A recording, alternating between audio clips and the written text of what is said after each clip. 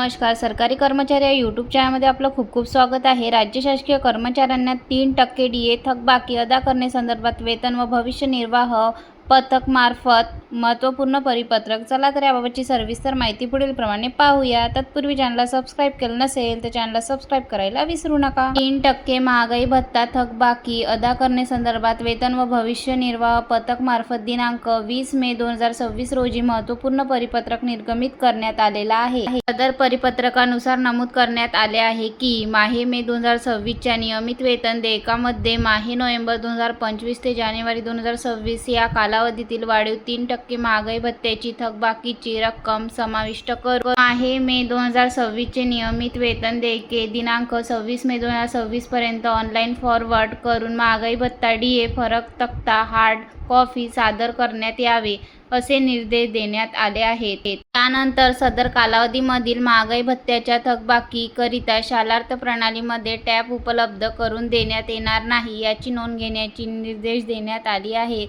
करिता कार्यालयाच्या स्तरावर प्राप्त सर्व लेखाश्राद्धांची माहिती 2026ची नियमित वेतन देयके रिजेक्ट करण्यात आलेली आहेत. धन्यवाद.